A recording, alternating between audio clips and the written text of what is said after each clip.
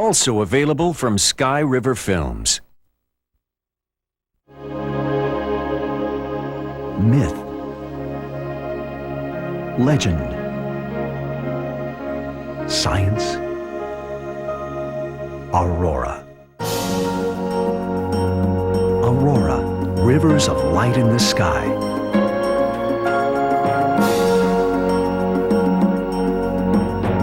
Aurora from Skyriver Films.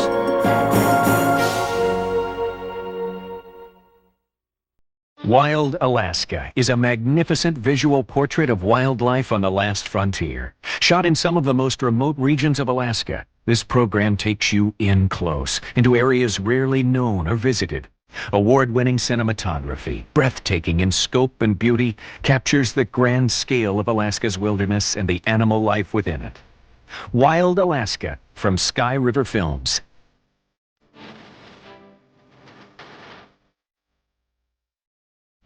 Finally, a video that captures all the excitement and adventure of engaging Alaska's best fighting game fish. Fishing Alaska is an unforgettable hour-long journey to some of the world's best fishing holes. Battle the enormous king salmon and the mighty halibut. Thrill to the excitement of tournament-winning Dolly Varden and rainbow trout. Share the fun and exhilaration of Alaska's remote fly-in-only rivers. Catch Fishing Alaska from Skyriver Films. Traveling the Inside Passage takes you on an unforgettable journey along Alaska's southeast panhandle. From the majestic forests to the ancient glacial ice fields, this is a place filled with beauty, wildlife, and excitement. Traveling the Inside Passage from Alaska's premier producers, Skyriver Films.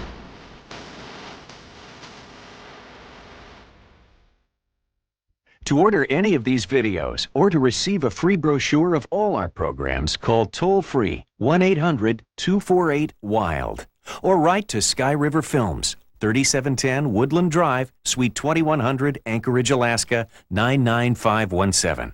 And now for our feature presentation.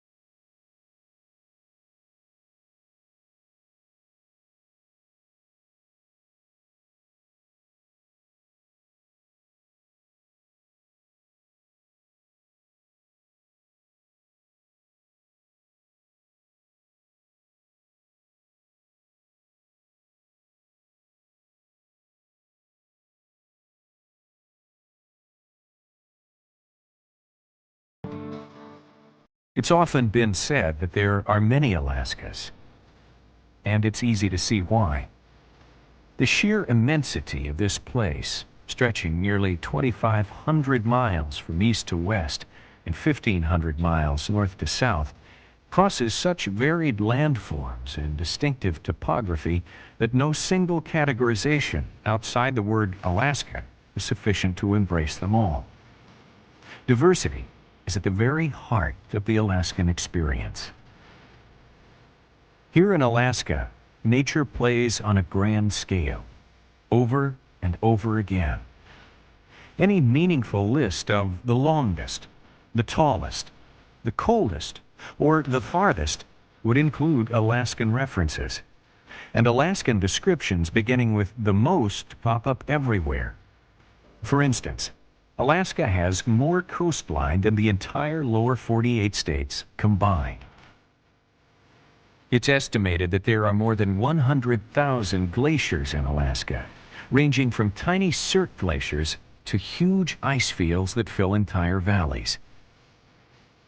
There are more than 3,000 rivers in Alaska, and the Yukon River is the fourth longest in North America.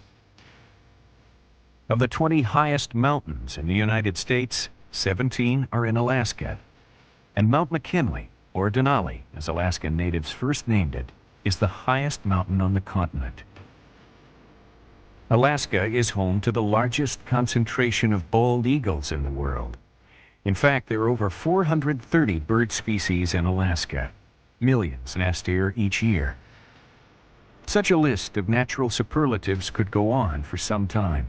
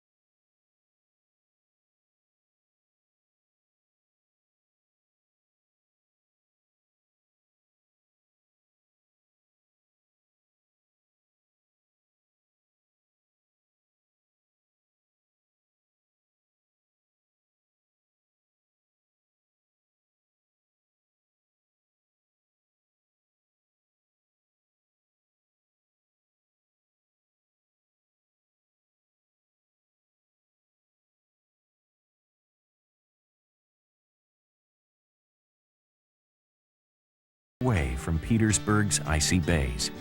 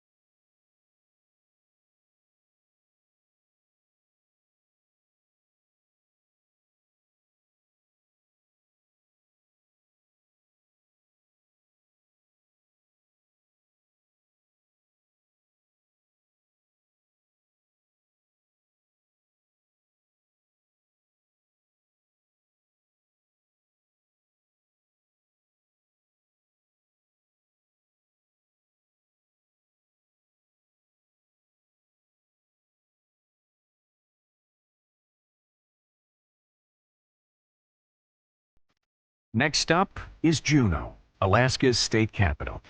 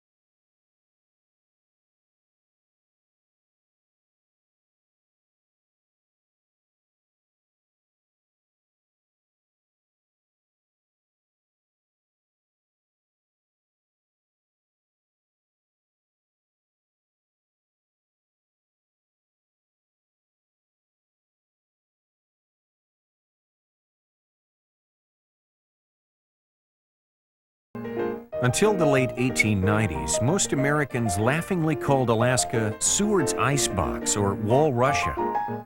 It was just a frozen outpost, a useless northern territory filled with frightful natives and a few white adventurers. But in the winter of 1897, when the steamships Excelsior and Portland landed in Seattle and San Francisco, men loaded with gold came down the gangplanks and began telling fabulous tales of a strike in the Yukon Territory on a tributary of the Klondike River. Instantly, America and the rest of the world went mad for Klondike gold. A fever, unknown since the California gold rush 50 years earlier, drew men and more than a few women north to Seattle. Over 100,000 boarded any ship available and headed up the Inside Passage to what surely would be their fortune. This was the opportunity of a lifetime, and Alaska drew stampeders like a magnet drawing iron.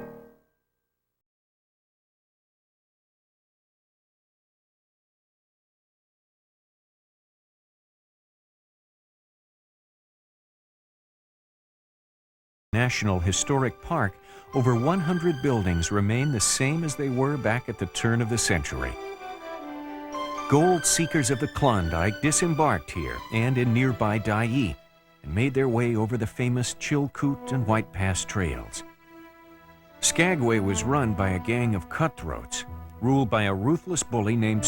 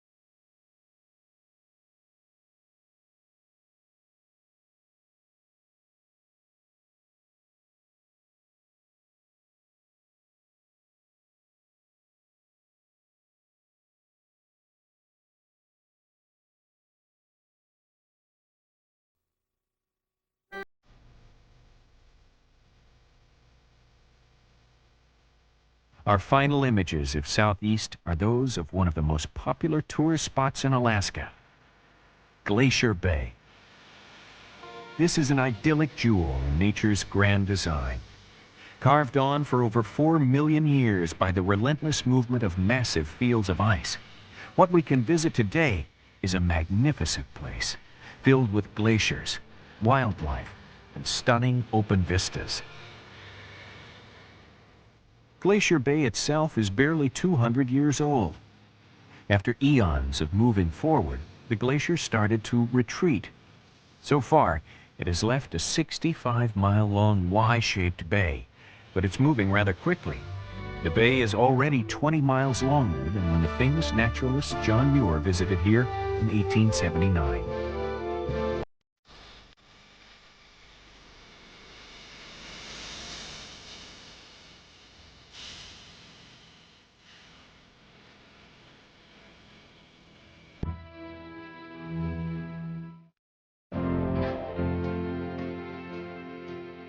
The most populated area of Alaska is called South Central, a loosely defined region stretching out around Anchorage, the largest city in the state.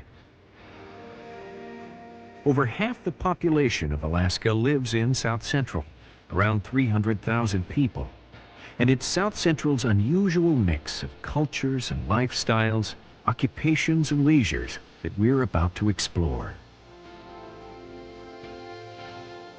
Although it's just far enough north to be left out of most conversations about South Central Alaska, the famous bush pilot town of Talkeetna, a major staging area for mountaineers climbing the highest peaks in North America, is where our South Central journey begins.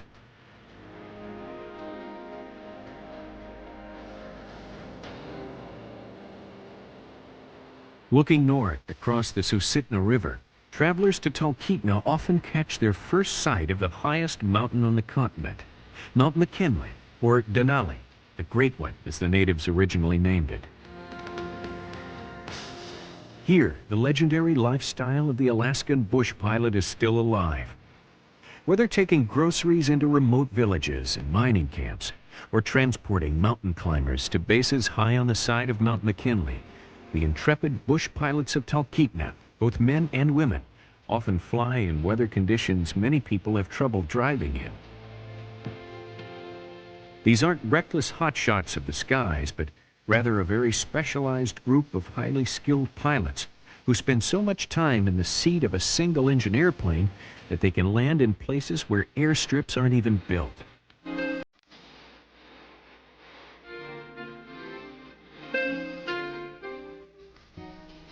About 40 miles south of Talkeetna begins the Matanuska-Susitna Valley. Here again are places where history was made by the search for gold. The Independence Mine in Hatcher Pass is just outside of Palmer, Alaska. It was one of the largest gold finds in Alaskan history. Not far from Independence Mine, as the raven flies, is the Matanuska Glacier. This spectacular inland field of ice flows out of the Chugach Mountains. Its melting face gives rise to the turbulent, silt-laden waters of the Matanuska River, which flows through the heart of Alaska's most productive agricultural region. The Susitna River and its tributaries provide some of the best sport fishing in south-central Alaska. 15-pound silver salmon and king salmon, often topping 60 pounds, return each year to their spawning places. The vast river network of this region also provides recreation for whitewater rafters and kayakers.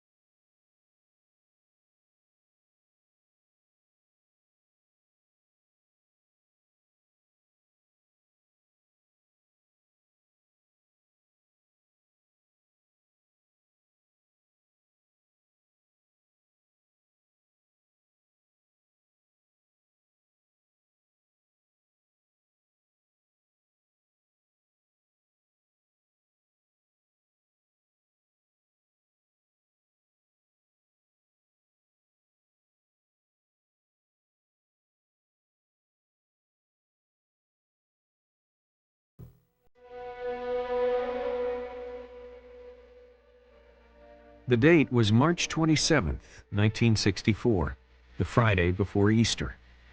It was a beautiful spring day, but the calm pace of a warm Good Friday afternoon was about to be shattered. For deep inside the Earth's crust, incredible forces were straining. Powerful, violent, terrifying tensions, long in the making, were about to let go.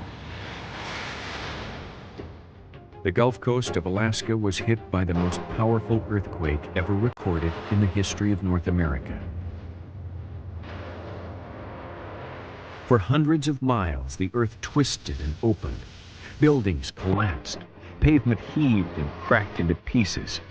The tremors were felt from here to Antarctica.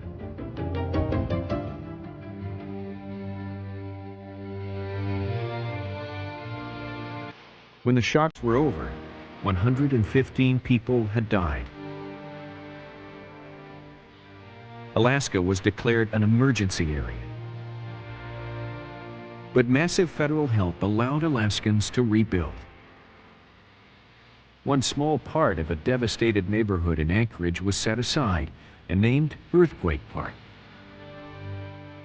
It still remains today as a jumbled reminder of the overwhelming forces nature unleashed that day.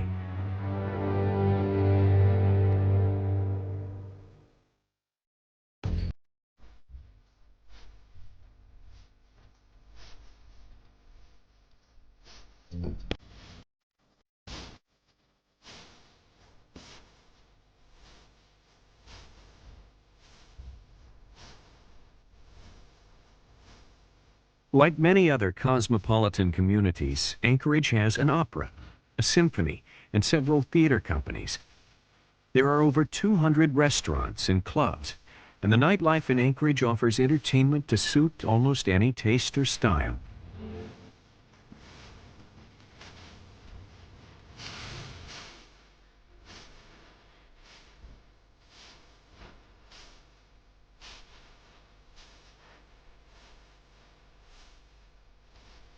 Still being quite young, Anchorage has a somewhat mixed personality as a city.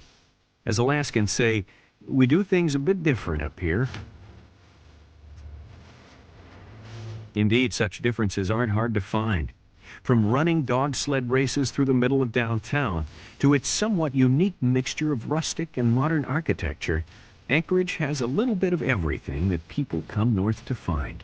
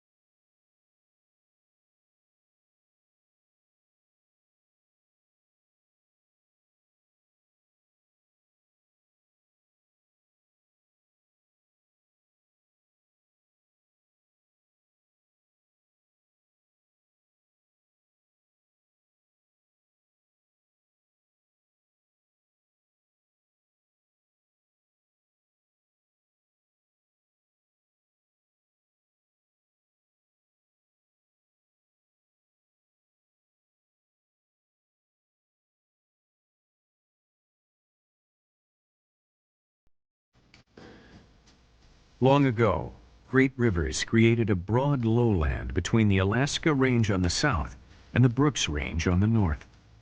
This is the region Alaskans call the interior. Immense forests of aspen, birch, and spruce cover much of the interior's landscape. In the far northern and western reaches, trees give way to tundra.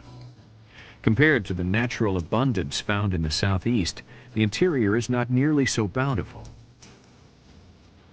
Here, it has always been more difficult to survive.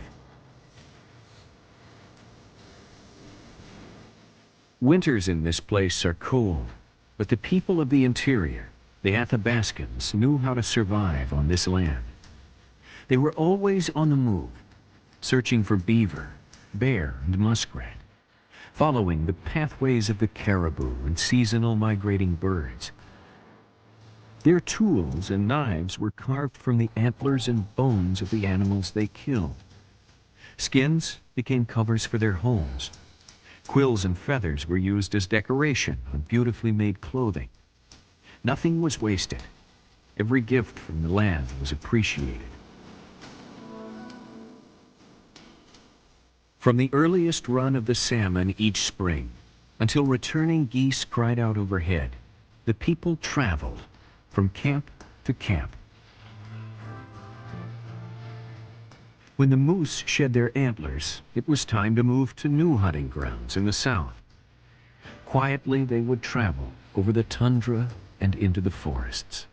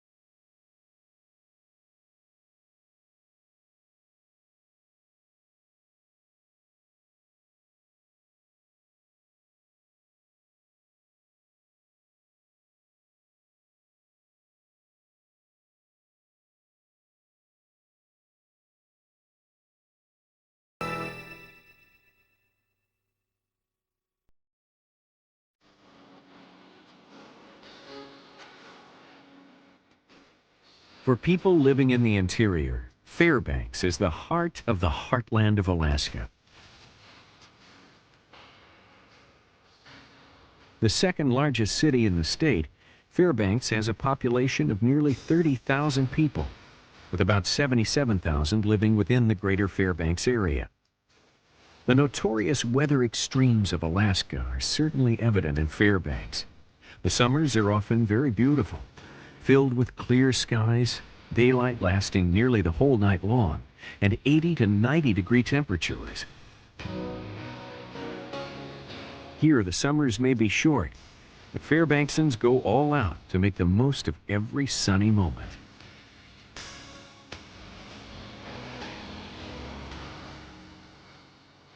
Fairbanks is home to the charter campus of the University of Alaska, originally begun as an agricultural and mining school back in 1918. The campus library has one of the finest Alaska collections, and a superb museum is also on the grounds. There's a geophysical research center, renowned worldwide for its northern studies in biology, fisheries, physics, and other natural sciences.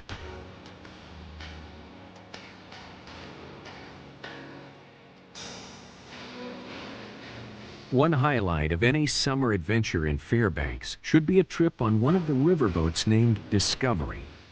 These authentic stern wheelers, Discovery 1 and 2, take travelers into the historic backcountry of the interior, down the Chena and Tanana rivers, with stops that include a visit to a recreation of a traditional native village.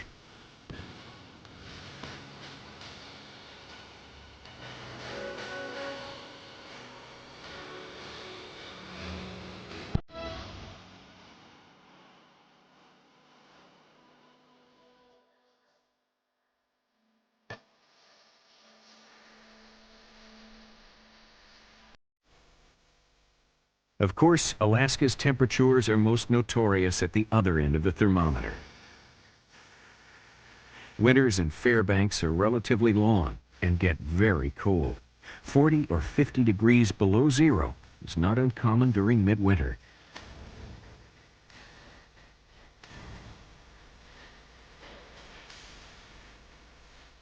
And while the summer sun was out for 22 hours in late June, December's dim light hangs around for only 3.5 hours. It's easy to see how winter depression or cabin fever can set in.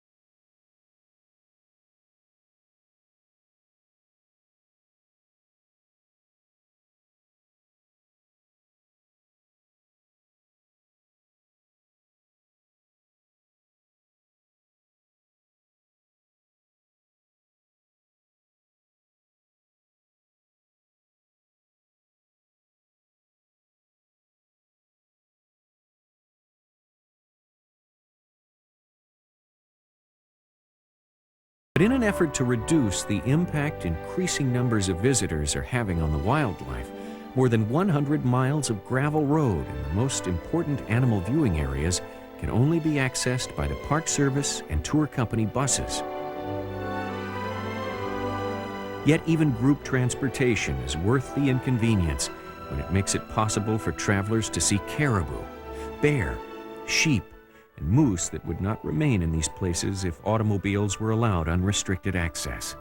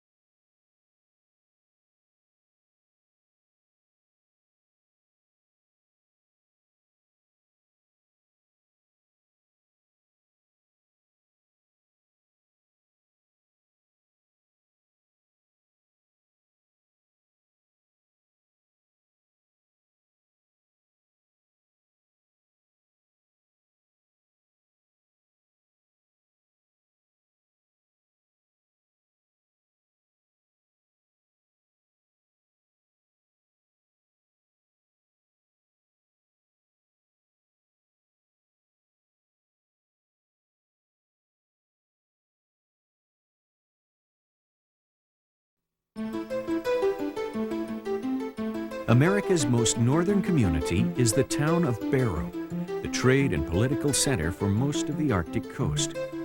This Inupiat Eskimo village of about 3,200 people lies on the shores of the Arctic Ocean between the Chukchi and Beaufort Seas.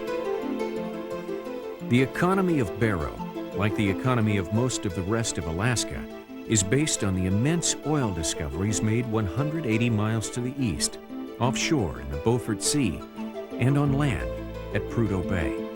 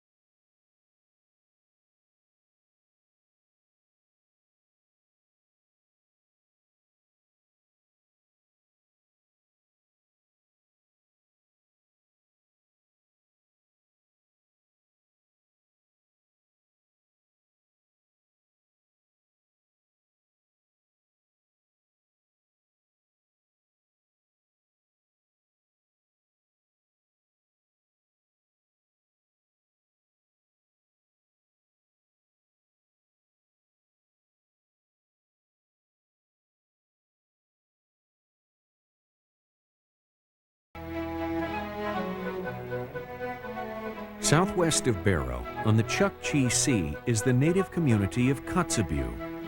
Situated 35 miles north of the Arctic Circle, Kotzebue is another regional center for outlying villages and towns.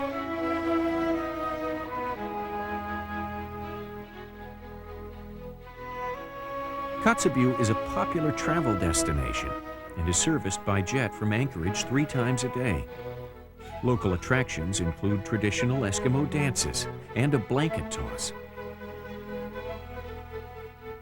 Kotzebue hosts a midsummer trade fair and festival that attracts villagers from many outlying communities. Highlights of the event include sharing traditional native foods like whale, seal, and walrus, and sporting competitions that derive from ancient hunting skills passed on from generation to generation.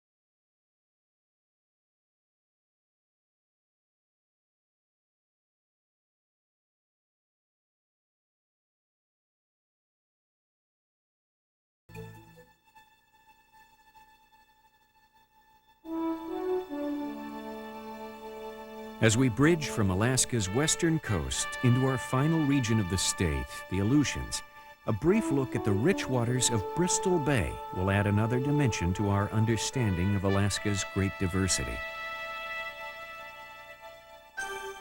The fishing villages of Dillingham, King Salmon, and Egegik are all typical of the Bristol Bay region. These are some of the richest fishing waters in the world, and home to the largest sockeye salmon runs found anywhere. The incredible fish runs of the King Salmon River area support several superb wilderness lodges. Visitors to these remote sites are not headed to your typical fish camp. Accessible by boat or more conveniently by small float plane, this is a sportsman's paradise, where satisfaction is sometimes literally guaranteed.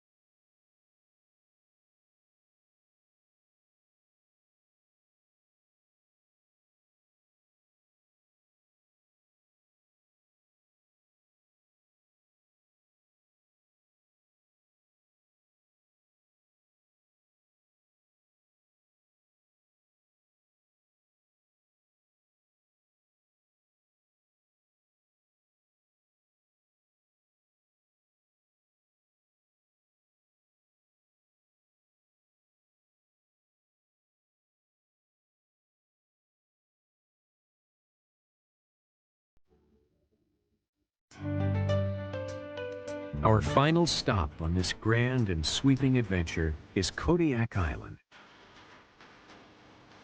Called Alaska's Emerald Isle, at 3,588 square miles, it's the largest island in the state. Kodiak's legendary natural beauty and wealth have drawn travelers and fortune seekers to its shores for hundreds of years. Reminders that Kodiak was the first capital of Russian America are easily found today. The Holy Resurrection Orthodox Church dates back to 1794 and is the oldest Christian parish in Alaska. The Erskine House is home of the Baranov Museum and is filled with a rich collection of artifacts from the early Russian period. Kodiak is brushed by warm Japanese ocean currents that cross the Pacific. They bring a wealth of sea life to these shores, and frequent rains that give the island its lush green cover. Kodiak is a rugged island of unspoiled beauty. a place where modern stories of Alaska are being written against the backdrop of a unique and colorful past.